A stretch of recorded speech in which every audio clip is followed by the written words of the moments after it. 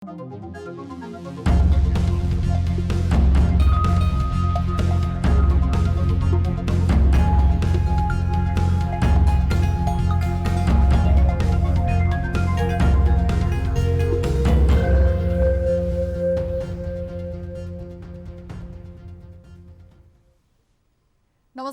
यो news 24 television prime time न्यूजमा स्वागत छ। नेकपा विभाजित भएको धेरै दिन बितिसके। यस सम्बन्धमा आधिकारिकताको विषयलाई लिएर निर्वाचन आयोगमा छलफल पनि धेरै भइसके। कहिले प्रधानमन्त्री केपी शर्मा ओली पुगे त कहिले पुष्पकमल दाहाल प्रचण्ड र माधव कुमार नेपाल नै पुगे निर्वाचन आयोगमा। तर निर्वाचन आयोगले नेकपा एउटै देखेर हो कि कुनै निर्णय लिन सकेको छैन। नेकपाका कार्यकर्तालाई नाम र घाम दुवै चाहिएको दुवै पक्षलाई। आयोग अप्ठ्यारोमा होला, तर उसँग कानुन र नजिर पनि छन्। त्यही कानुनको ठेली पल्टाएर निर्णय लिन आयोगलाई किन साह्रो गाह्रो परेको हो, कसैले बुझ्न सकेका छैनन्। त्यसमाथि बुझिन नसक्नु अर्को पाठो बनेको छ। कसरी निर्वाचन आयोगले आधिकारिकता विवादमा निर्णय नै नगरी निर्वाचनको कार्यक्रम अघि बढाउन थाल्यो, यसको जवाफ आयोगले नै दिनै पर्ने भएको छ। अब प्राइम टाइम न्यूजका हेडलाइन्स। दल विवाद टुङ्गो नलाग्दै निर्वाचनको तयारी थालेको भन्दै नेकपा प्रचण्ड माधवसम्मको आपत्ति। नेकपा विवाद हल नगरी निर्वाचन प्रक्रिया अघि बढ्न नमिल्ने जिकिर। सदर गरिदिनु पनि उसको राइटको कुरा। निर्वाचन आयोगद्वारा निर्वाचन आचार संहिताको अन्तिम मस्यौदा तयार। प्रचार प्रसारको लागि हेलिकप्टर चार्टर गर्न दिने गरी आचार संहिता निर्माण।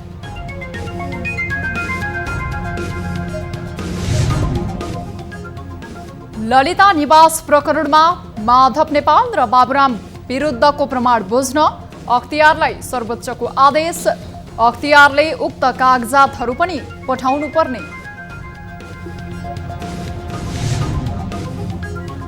प्रतिनिधि सभा विघटन विरुद्ध नेकपा प्रचण्ड नेपाल पक्षद्वारा थप आन्दोलनको घोषणा। फागुन 6 गते काठमाडौँको टोडेखेल वरपर मानव साङ्लो बनाएर विरोध गर्ने। र राष्ट्रिय महिला लीग फुटबल प्रतियोगितामा विभागीय टिम त्रिभुवन आर्मी क्लबको सहज जित। आर्मीद्वारा चन्द्रपुर नगरपालिका 6-1 गोल अन्तरले पराजित।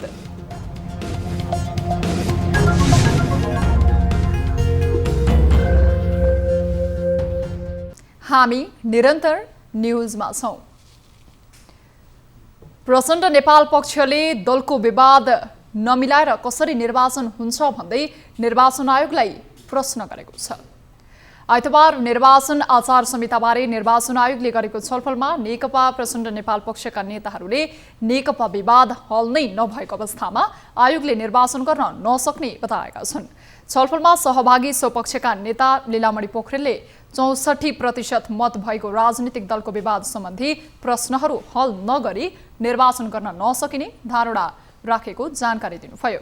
दुवैले आफूलाई आधिकारिक दाबी गरे पनि कुन चाहिँ आधिकारिक नेकपा हो भन्ने निर्णय निर्वाचन आयोगले दिन सकेको छैन। नेता पोखरेलले दल सम्बन्धी विवादबारे परेको विषयमा छिटो टुङ्गो लगाउनु पर्ने बताउनुभयो। हामीले 10 दिन अगाडि यो कुराहरू गरेका छौँ। तपाईँले अहिलेसम्म निर्णय दिनुभएको छैन। निर्वाचन कसरी सम्भव हुन्छ? सम्भव हुँदैन एकातिर भने, अर्कोतिर सर्वोच्च अदालत यसबारेमा निरूपण दिइसकेको छैन। मुद्दा बहस भइरहेको छ। सर्वोच्च अदालतले संसद पुनर्स्थापना गरिदिन पनि सक्छ, सर्वोच्च अदालतले सदर गरिदिन पनि उसको राइटको कुरा। तर सर्वोच्च अदालत संविधानभन्दा बाहिर गएर निर्णय गर्न सक्दैन। छलफलमा अन्य दलका प्रतिनिधिहरूको पनि सहभागिता रहेको थियो। सरकारले तोकेको मितिमा निर्वाचन गर्ने तयारी स्वरूप आयोगले आचार संहिताका बारेमा दलका प्रतिनिधिहरूसँग छलफल गरेको हो। निर्वाचन आयोगले निर्वाचनको प्रचार प्रसारका लागि हेलिकप्टर चार्टर गर्न दिने गरी आचार संहिता निर्माण गरेको छ। आयोगले अन्तिम रूप दिएको आचार संहितामा निर्वाचन प्रचार प्रसारका लागि हेलिकप्टर चार्टरको सुविधा लिन पाइने व्यवस्था गरेको हो। त्यसको गत आम चुनावमा विरोध भएको थियो। आयोगको स्रोत अनुसार यसपटकको निर्वाचनमा खर्च व्यवस्थापन र प्रचारलाई कडाई गरेको भनिए पनि हेलिकप्टर चार्टरलाई छुट दिएको हो। आचार संहिता उल्लङ्घन गरेमा 1 लाख जरिमाना गर्ने र उम्मेदवारी खारेजसम्म गर्ने व्यवस्था पनि गरेको छ। आयोगले यसपटक आचार संहिता आगामी सबै चुनावलाई केन्द्रमा राखेर निर्माण गरेको छ। 5 लाख रुपैयाँ भन्दा धेरै चन्दा तिर्नुपर्नेमा बैंक वा कुनै वित्तीय संस्थाहरूबाट पठाउनु पर्ने नियम पनि आयोगले बनाएको छ। ललिता निवास प्रकरणमा पूर्व प्रधानमन्त्रीद्वय माधव कुमार नेपाल र बाबुराम भट्टराईलाई बेपक्षी बनाई दायर गरिएको रिटमा सुनवाई गर्दै सर्वोच्चले प्रमाण बुझ्न आदेश गरेको छ। आइतबार रिटमाथि सुनवाई गर्दै न्यायाधीशहरू डाक्टर आनन्द मोहन भट्टराई र हरि भुयालको इजलासले उक्त आदेश गरेको हो। ललिता निवास काण्डमा पूर्व प्रधानमन्त्रीद्वय नेपाल र भट्टराईलाई किन मुद्दा नचलाएको भनी वरिष्ठ अधिवक्ता बालकृष्ण नेउपानेले रिट निवेदन दायर गरेका थिए। अब अख्तियारले उक्त कागजात पठाउनु पर्नेछ। मूल मुद्दा भने विशेष अदालतमा विचाराधीन छ। वरिष्ठ अधिवक्ता नेउपानेको रिटमा अख्तियार दुरुपयोग अनुसन्धान आयोगलाई समेत बेपक्षी बनाइएको छ। अख्तियारको अभियोग पत्रमा सरकार प्रमुखले गरेका नीतिगत निर्णयमा आफूले मुद्दा चलाउन सक्ने अधिकार नभएको उल्लेख थियो। अख्तियारले यसअघि उक्त प्रकरणमा तत्कालीन 3 मन्त्री सहित 175 जना विरुद्ध मुद्दा दायर गरेको थियो। प्रतिनिधि सभा विघटन विरुद्ध आन्दोलन गर्दै आएको नेकपा प्रचण्ड नेपाल पक्षले चौथो चरणको आन्दोलन र सङ्घर्ष कार्यक्रमको घोषणा गरेको छ। पेरिस डाँडामा पत्रकार सम्मेलन गर्दै नेकपा प्रचण्ड नेपाल पक्षले फागुन 5 गतेदेखि फागुन 15 गतेसम्मको चरणबद्ध आन्दोलनको कार्यक्रम घोषणा गरेको हो। पत्रकार सम्मेलनमा नेकपा प्रचण्ड नेपाल पक्षका प्रवक्ता एवं केन्द्रीय सङ्घर्ष समितिका संयोजक नारायण काजु श्रेष्ठले प्रतिनिधि सभाको असंवैधानिक कदमलाई खारेजका लागि दबाव सिर्जना गर्ने बताउनुभयो। उहाँले पशुपतिनाथका बारेमा आफ्ना नेताहरू बोलेको विषयलाई दलीय स्वार्थका आधारमा व्याख्या गर्नु अनुचित भएको पनि बताउनुभयो। ढङ्गले तोडमोड गरेर धर्म र पशुपतिनाथ जस्तो धार्मिक संस्थालाई संकीर्ण राजनीतिक स्वार्थका निम्ति उपयोग गर्ने र यस्तो संवेदनशील पक्षहरूलाई निकृष्ट तुच्छ स्वार्थको निम्ति दुरुपयोग गर्ने काम नगर्न पनि हामी सबै सम्बन्धितहरूलाई अनुरोध गर्न चाहन्छौँ। आन्दोलनका कार्यक्रमहरूमा फागुन 6 गते प्रतिगमन, महँगी र भ्रष्टाचारको विरोधमा काठमाडौँको टोडी खेल वरिपरि मानव साङ्लो सहितको विरोध कार्यक्रम पनि गर्ने भएको छ। त्यस्तै फागुन 5 देखि 12 गतेसम्म जिल्ला स्तरीय विरोध प्रदर्शन र सभा गर्ने नेता योगेश भट्टराईले बताउनुभयो। पालिकाका वडासम्म पनि वडा स्तरमा हाम्रो विरोध कार्यक्रम हुनेछ। सबै पालिकाका वडा तहसम्म फागुन 7 गते एकै दिन विरोध प्रदर्शनहरू हुनेछ। फागुन 7 देखि 15 गतेसम्म प्रतिगमन विरुद्ध संविधान र लोकतन्त्रको पक्षमा सार्वजनिक स्थलहरूमा हस्ताक्षर सङ्कलन कार्यक्रम हुनेछन्। यसअघि उक्त पक्षले 3 चरणको आन्दोलन गरिसकेको छ। माघ 13 गतेबाट 28 गतेसम्म प्रचण्ड नेपाल पक्षले तेस्रो चरणको आन्दोलन गरेको थियो। आज फेब्रुअरी 14 तारिक अर्थात् प्रणय दिवस। विश्वभर आफन्त, परिवार, साथीभाइलाई उपहार र गुलाबको फूल दिई एक आपसमा प्रेम साटासाट गरी यो दिवस मनाइएको छ। विशेष गरी प्रणय दिवसको दिनलाई प्रेम अभिव्यक्त गर्ने दिनका रूपमा प्रेमी प्रेमिका तथा श्रीमान श्रीमतीहरूले यसलाई चाडकै रूपमा लिन्छन्। यो दिन अभिव्यक्त गरिएको प्रेम सफल हुन्छ भन्ने विश्वास रहिआएको छ। प्रणय दिवस पश्चिमा संस्कृति भए पनि केही वर्ष यता नेपालमा यो दिवसप्रति युवा पुस्ताको आकर्षण बढ्दै गएको छ। ईसापूर्व 350 अघि इटालीका तत्कालीन शासक क्लाउडियसले प्रेमका पुजारी सन्त भ्यालेन्टाइनलाई मृत्युदण्ड दिएको दिनको सम्झनामा यो दिवस मनाउन थालिएको हो। क्लाउडियसले आफ्ना सैनिकहरूलाई प्रेम एवं विवाह गर्न प्रतिबन्ध लगाएपछि पादरी भ्यालेन्टाइनले क्लाउडियसको यो कदम विरुद्ध सैनिकहरूको लुकेर विवाह गराइदिएका थिए। आफ्नो आदेश र चाहना विपरीत सैनिकहरूको विवाह गराइदिएको भन्दै भ्यालेन्टाइनलाई फेब्रुअरी 14 का दिन अर्थात् आजकै दिन मृत्युदण्ड दिएको थियो। प्रेम र मानवताका अनुयायी भ्यालेन्टाइनले मृत्युवरण गरेको सम्झनामा हरेक फेब्रुअरी 14 लाई भ्यालेन्टाइन डे अर्थात् प्रेम दिवसको रूपमा मनाउँदै आइएको छ। नेपालमा थप 104 जनामा कोरोना संक्रमण पुष्टि भएको छ। संक्रमित हुनेमा 48 जना महिला र 56 जना पुरुष रहेका छन्। पछिल्लो 24 घण्टामा 3501 जनाको कोरोना परीक्षण गर्दा सो संख्यामा संक्रमित थपिएका हुन्। यो सँगै नेपालमा संक्रमितको कुल संख्या 2,72,718 पुगेको स्वास्थ्य तथा जनसङ्ख्या मन्त्रालयले जनाएको छ। त्यस्तै कोरोना भाइरस कोभिड-19 को संक्रमणबाट पछिल्लो 24 घण्टामा देशभर 131 जना निको भएर घर फर्किएका छन्। यो सँगै डिस्चार्ज हुनेहरूको कुल संख्या 2,69,060 पुगेको छ। पछिल्लो 24 घण्टामा कुनै पनि संक्रमितको मृत्यु भएको छैन। हालसम्म नेपालमा कोरोना संक्रमणबाट मृत्यु हुनेको संख्या 2054 पुगेको छ। देशभर सक्रिय संक्रमितहरूको संख्या 1604 रहेको छ। यसैगरी क्वारेन्टिनमा रहनेको संख्या 79 रहेको छ। पछिल्लो 24 घण्टामा देशभर 3501 जनाको PCR परीक्षण हुँदा हालसम्म कुल 21,17,050 जनाको PCR परीक्षण गरिएको छ। सरकारले आजबाट सरकारी कर्मचारी र स्थानीय जनप्रतिनिधिहरूलाई पनि कोरोना खोप उपलब्ध गराउन सुरु गरेको छ। स्वास्थ्य तथा जनसङ्ख्या मन्त्रालयले फागुन 2 गतेबाट 8 गतेसम्म जिल्लास्थित सबै सरकारी कार्यालयका कर्मचारी, सार्वजनिक संस्थान तथा बैंकका कर्मचारी र स्थानीय तहका निर्वाचित जनप्रतिनिधिहरूलाई खोप दिन लागेको हो। यसबाहेक काठमाडौँ बाहिर कार्यरत पत्रकार तथा पहिलो चरणमा छुटेका स्वास्थ्यकर्मीलाई पनि खोप दिने तयारी छ। यसैगरी दोस्रो चरण अन्तर्गत सरकारले पत्रकार, कूटनीतिक नियोगका कर्मचारी र दूतावासका कर्मचारीलाई खोप दिएको थियो। त्यसैगरी अग्रपंक्तिमा खटिएका डाक्टर, स्वास्थ्यकर्मी, सरसफाइकर्मी लगायतलाई पहिलो प्राथमिकतामा राखेर खोप दिइएको थियो। पहिलो प्राथमिकतामा परेका व्यक्तिबाट बचेको खोप अहिले दोस्रो अभियान अन्तर्गत लगाउने तयारी गरिएको हो। यसैगरी पहिलो प्राथमिकतामा परेका 4,30,000 जनालाई पहिलो प्राथमिकतामा राखे पनि अहिलेसम्म 1,90,000 भन्दा धेरैले मात्र खोप लगाएका छन्। स्वास्थ्य मन्त्रालय अन्तर्गतको परिवार कल्याण महाशाखाका निर्देशक डाक्टर तारानाथ पोखरेलले खोप लगाएकाहरूलाई अहिलेसम्म गम्भीर खालका स्वास्थ्य समस्या नदेखिएको बताउनु भएको छ। तर टाउको दुख्ने, ज्वरो आउने जस्ता सामान्य समस्या भने देखिएको उहाँले बताउनुभयो।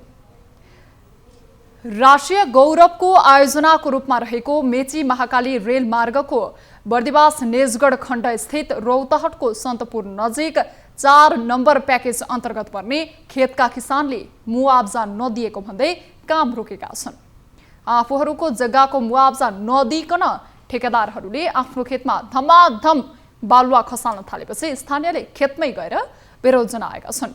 उनीहरूले आफूहरूले पाउनुपर्ने मुआब्जा नदिएसम्म काम सुरु गर्न नदिने अडान लिएर काम रोकेका हुन्। उनीहरूले रेलवे विभागले आफूहरूलाई 1 हप्तामा मुआब्जा दिने भने पनि महिनौं बितिसक्दा पनि नदिएको गुनासो गरेका छन्। एक रिपोर्ट। बर्दिवास निजगढ खण्ड स्थित रौतहटको सन्तपुर नजिक 4 नम्बर प्याकेज अन्तर्गत पर्ने खेतका किसानले मुआब्जा नदिएको भन्दै राष्ट्रिय गौरवको आयोजनाको रूपमा रहेको मेची महाकाली रेल मार्गको काम रोकेका छन्। आफूहरूको जग्गाको मुआब्जा नदिकन ठेकेदारहरूले खेतमा धमाधम बालुवा खसाल्न थालेपछि स्थानीयले खेतमै गएर विरोध जनाएका छन्।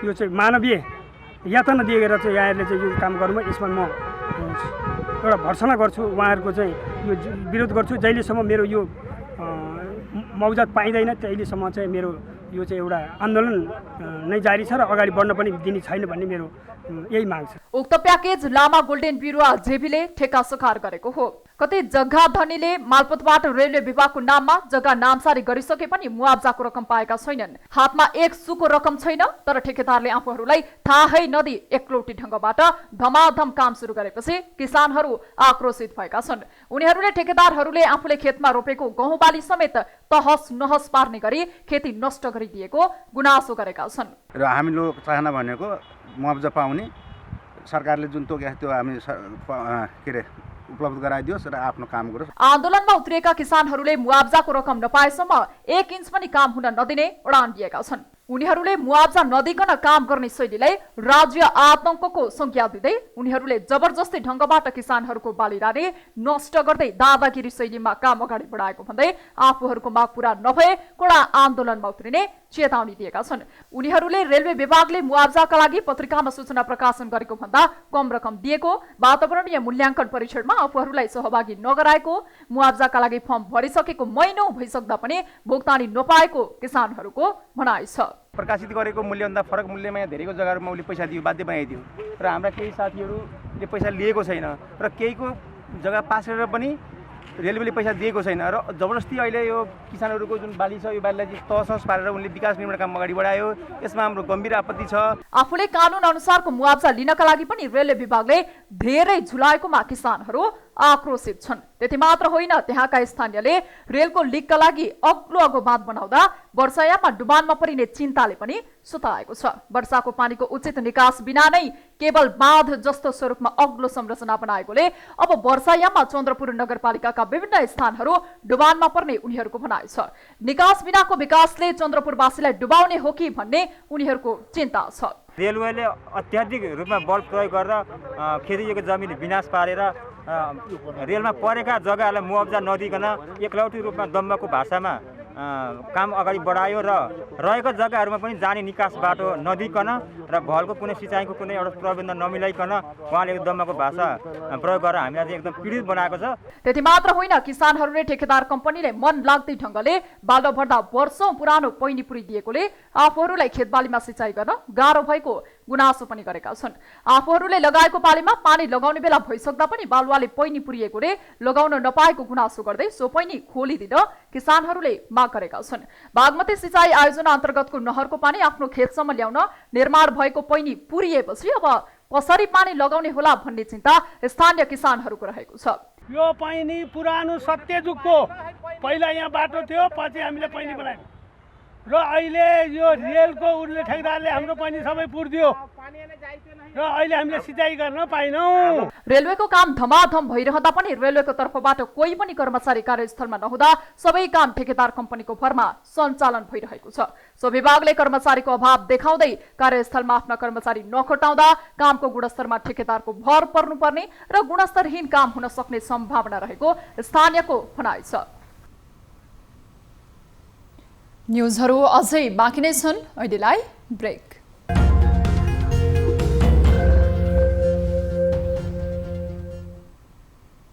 हामी निरन्तर न्युजमा छौं।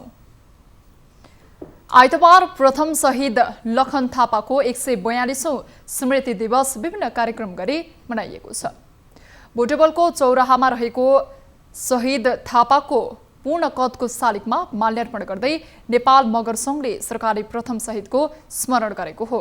सरकारले 2072 सालमा थापालाई प्रथम शहीद घोषणा गरे पनि उचित सम्मान दिन नसकेको गुनासो कार्यक्रममा सहभागी वक्ताहरूले बताए।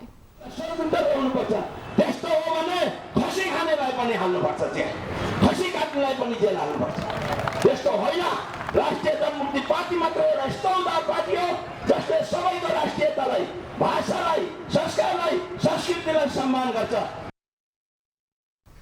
प्रथम शहीद थापा आदिवासी जनजातिकै भएकै कारण उनलाई हेर्ने दृष्टिकोण पक्षपाती रहेको आरोप पनि कार्यक्रममा सहभागी वक्ताहरूले लगाए। सरकारले निकै दबावका कारण मात्रै थापालाई शहीद घोषणा गरेको उनीहरूको भनाइ छ। राणा शासनको विरुद्धमा लागेको भनेर विक्रम सम्वत 1933 फागुन 20 गते 42 वर्षको उमेरमा लखन थापालाई गोर्खाको बुङकोटको काहुले भङ्गारोमा झुन्ड्याएर मृत्युदण्ड दिएको थियो। 42 थापासँगै त्यति बेला जयसुङ चुमी राणा मगरलाई पनि मृत्युदण्ड दिएको थियो। अब बिजनेस न्युज।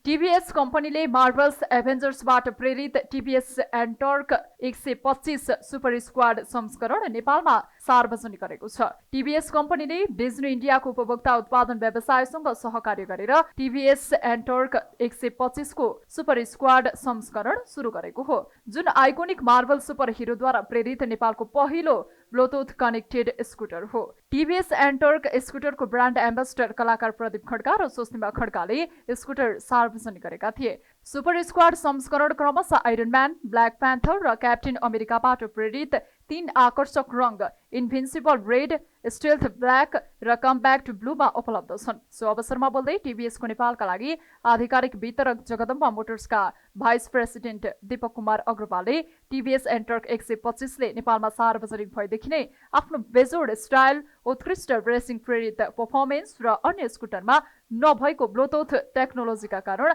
आकर्षण गरिरहेको बताए। टिभीएसको यो स्कुटरको मूल्य पहिले नै घोषणा गरिएको छ। यसको मूल्य 2,66,900 रुपैयाँ रहेको कम्पनीले जनाएको छ।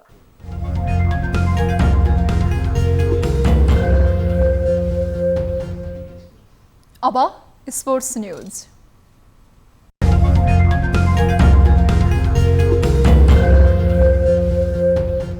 काठमाडौँमा जारी राष्ट्रिय महिला लीग फुटबल प्रतियोगितामा विभागीय टिम त्रिभुवन आर्मी क्लबले सहज जित निकालेको छ। सातो बाटो स्थित एन्फा कम्प्लेक्समा भएको खेलमा आर्मीले रौतहटको चन्द्रपुर नगरपालिकालाई 6-1 गोल अन्तरले पराजित गरेको हो। आर्मीलाई जित दिलाउन रश्मि घिसिङले ह्याट्रिक सहित 4 गोल गरिन्। यस्तै विमला चौधरीले 2 गोल गरिन्। चन्द्रपुरकी रजनी थोकरले 57 गोल फर्काइन्। जितसँगै आर्मीले 10 खेलमा 25 अङ्क जोडेको छ। आर्मी लीगको दोस्रो स्थानमा रहेको छ। आर्मी एपीएफ भन्दा 2 अङ्क पछि रहेको छ। एपीएफ 9 खेलमा 27 अङ्क जोडेर शीर्ष स्थानमा रहेको छ। चन्द्रपुर 10 खेलमा 6 अङ्क जोडेर छैटौँ स्थानमा रहेको छ। अखिल नेपाल फुटबल सङ्घ एन्फाको आयोजनामा भइरहेको अन्डर 13 उमेर समूहको खेलाडी छनौट अन्तर्गत सुनसरीबाट 35 जना छानिएका छन्। अखिल नेपाल फुटबल सङ्घ एन्फा सुनसरीले इटहरी 9 स्थित जनता स्कुलको मैदानमा बिहिबार र शुक्रबार गरेको छनौट कार्यक्रमबाट 35 जना अन्डर 13 खेलाडीहरू छानिएका हुन्। एन्फा सुनसरी अध्यक्ष केशव कार्कीका अनुसार 125 जनाको समूहबाट 35 जना छनौट गरिएको हो। जिल्ला छनौटका लागि सहभागी भएका खेलाडी धरान, इटहरी, दुहावी, इन्द्रुवा र बाराहा क्षेत्रबाट आएका थिए। जिल्लाबाट छनौट भएका 35 जना खेलाडीले प्रदेश छनौटका लागि प्रतिस्पर्धा गर्न पाउनेछन्। छनौटमा सहभागीहरूको जन्मदर्ताका साथै खेल प्रदर्शन हेरेर मात्र खेलाडी छनौट गरिएको एन्फा सुनसरीका प्रशिक्षक श्याम मानन्दरले बताए। अन्डर 13 मा सहभागी हुनको लागि 2065 असोज 15 देखि 2066 असोज 15 गते भित्र जन्मिएको हुनुपर्ने प्रावधान थियो। एन्फाले 2078 सालदेखि क्लबहरूसँग सहकार्य गरेर एकाडेमी सञ्चालन गर्ने भएको छ। ए डिभिजन क्लबहरूले अन्तर्राष्ट्रिय प्रतियोगिता खेल्नका लागि एएफसी लाइसेन्स लिनुपर्ने हुन्छ। लाइसेन्स प्राप्त गर्नका लागि एकाडेमी सञ्चालन गर्नुपर्ने मापदण्ड छ। त्यसैले एन्फाले क्षेत्र, जिल्ला, प्रदेश हुँदै राष्ट्रिय छनौटबाट छानिएका उत्कृष्ट बाल खेलाडीहरू क्लबले सञ्चालन गर्ने एकाडेमीमा पठाउनका लागि खेलाडी छनौट थालिएको एन्फाका सुनसरी अध्यक्ष केशव कार्कीले जानकारी दिनुभयो।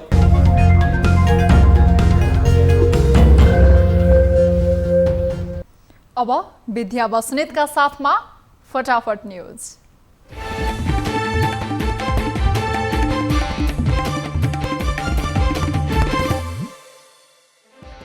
आज फेब्रुअरी 14 तारिक सन्त भ्यालेन्टाइनको सम्झनामा प्रणय दिवस मनाइयो। विश्वभर एक आपसमा प्रेम साटासाट गरी सम्पन्न। प्रतिनिधि सभा विघटन विरुद्ध नेकपा प्रचण्ड नेपाल पक्षद्वारा थप आन्दोलनको घोषणा। फागुन 6 गते काठमाडौँको टुँडीखेल वरपर मानव साङ्लो बनाएर विरोध गर्ने। ललिता निवास प्रकरणमा माधव नेपाल र बाबुराम विरुद्धको प्रमाण बुझ्न अख्तियारलाई सर्वोच्चको आदेश। अख्तियारले उक्त कागजातहरू पनि पठाउनु पर्ने।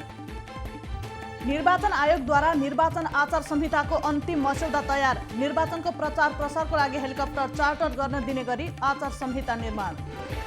बैतडीकी भागरथी भट्ट मृत फेला परेको 10 दिन पुग्यो। हत्यारा नजिक पुगेको प्रहरीको दाबी। कर्मचारी, सुरक्षाकर्मी र जनप्रतिनिधिलाई कोरोना विरुद्ध खोप आजदेखि दिन सुरु। मोफसलका पत्रकार तथा छुटेका स्वास्थ्य कर्मीलाई पनि दिइँदै।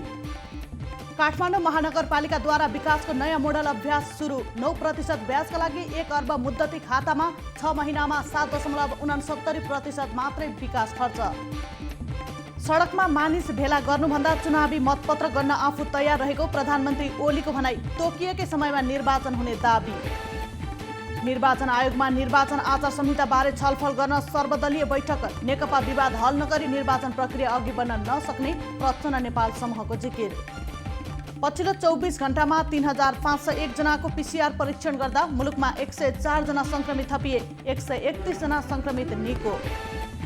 चीनको नाका केरुङबाट आयात निर्यात सहज बनाउनु पर्नेमा नेपाली कांग्रेसको ध्यानाकर्षण। चीनिया पक्षसँग यथाशीघ्र संवाद गरेर समस्याको समाधान खोज्न नेपाल सरकार समक्ष माग। कोरोनाका कारण प्रभावित हुँदै आएको रसुवागढी नाका फेरि पनि प्रभावित। चीनिया भन्सारतर्फका श्रमिकहरू लोसार छुट्टीमा गएपछि अझै 10 दिन प्रभावित हुन सक्ने।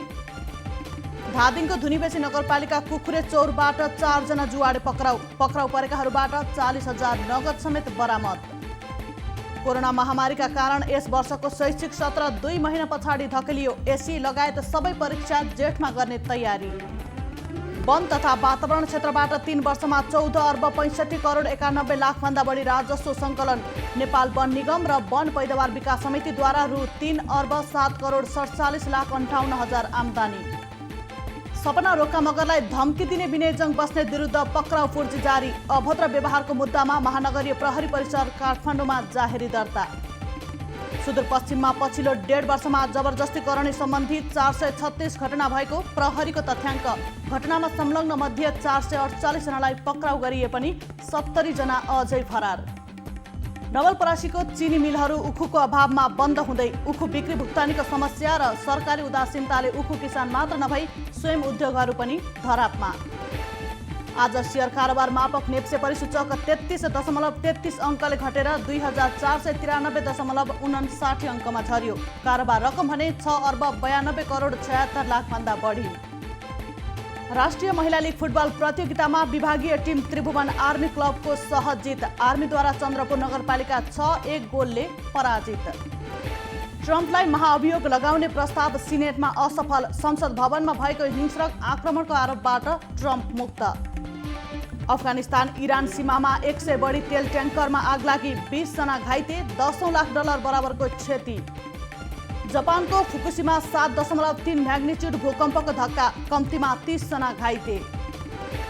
र दक्षिणी अमेरिकी देश ब्राजिलमा कोरोना भाइरसको प्रभाव रोकिएन। कोरोनाकै कारण दैनिक 1000 भन्दा बढीको ज्यान गयो।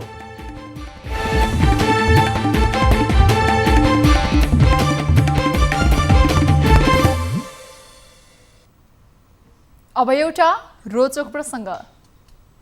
अजरबैजान स्थित नाफ्तालान नामक सहरमा मानिसहरू स्वस्थ रहन कच्चा तेलले नुहाउने गर्दछन्। यो सहरमा कच्चा तेलले नुहाइदिएर बिरामीको उपचार गर्ने एउटा हेल्थ सेन्टर छ, जहाँ बिरामीहरूलाई कच्चा तेलले भरिएको बाथटबमा पसेर नुहाउन लगाइन्छ। यो स्वास्थ्य केन्द्रमा छाला, नसा तथा बातखार रोगीहरूको उपचारका लागि टाढा टाढाबाट आउने गर्दछन्। कच्चा तेलले भरिएको बाथट्युबमा डुबुल्की मारेर नुहाउनका अलावा त्यहाँ अन्य विधिहरू पनि छन्। तर 40 डिग्री सेल्सियस तापक्रममा 130 लिटर कच्चा तेलले भरिएको बाथटबमा बिरामीलाई चोपलेर गरिने उपचार भने निकै लोकप्रिय छ। दैनिक 70 जना बिरामीको उपचार गरिने यस हेल्थ सेन्टरमा रुस, काजाखस्तान तथा जर्मनी लगायतका देशबाट समेत मानिसहरू उपचारका लागि आउने गर्दछन्। तातो तेलमा नुहाउँदा हड्डी तथा छाला सम्बन्धी समस्याहरू निको भएको ग्राहकहरूको अनुभव छ। अब प्राइम टाइम न्यूज सक्नु अघि अहिलेसम्मका हेडलाइन्स पुनः एकपटक। दल विवाद टुङ्गो नलाग्दै निर्वाचनको तयारी थालेको भन्दै नेकपा प्रचण्ड माधव समूहको आपत्ति। नेकपा विवाद हल नगरी निर्वाचन प्रक्रिया अघि बढ्न नमिल्ने जिकिर। सर्वोच्च अदालतले सदर गरिदिनु पनि उसको राइटको कुरा। निर्वाचन आयोगद्वारा निर्वाचन आचार संहिताको अन्तिम मस्यौदा तयार। प्रचार प्रसारका लागि हेलिकप्टर चार्टर गर्न दिने गरी आचार संहिता निर्माण।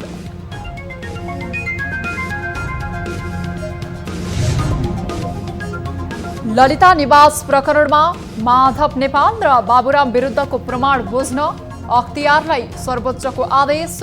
अख्तियारले उक्त कागजातहरू पनि पठाउनु पर्ने।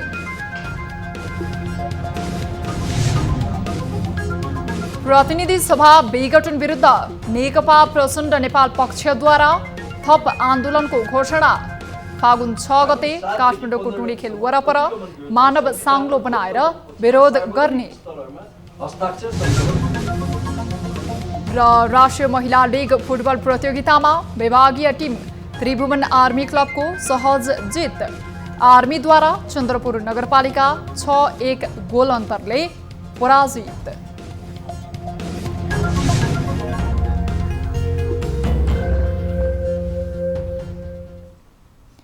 प्राइम टाइम न्यूज अहिलेलाई यति नै। जाँदा जाँदै ताली र गालीका लागि हामीले यसअघिको संस्करणमा सोधेको प्रश्नको अन्तिम जवाफ यसपछि प्रसारण हुने कार्यक्रम सीधा कुरा जनतासँगमा हेर्न नभुल्नुहोला। थप न्यूजका लागि हाम्रो वेबसाइट www.news24nepal.com हेर्नुहोला। साथै हामीलाई फेसबुक, ट्विटर र युट्युबमा पनि फलो गर्न सक्नुहुनेछ। यस्तै मोबाइल, इमेल र भाइबरबाट न्यूज 24 को हेल्प डेस्कमा केही समस्या र गुनासा छन् भने सम्पर्क गर्न सक्नुहुनेछ। हामी निरन्तर न्युजमा छौँ। नमस्ते।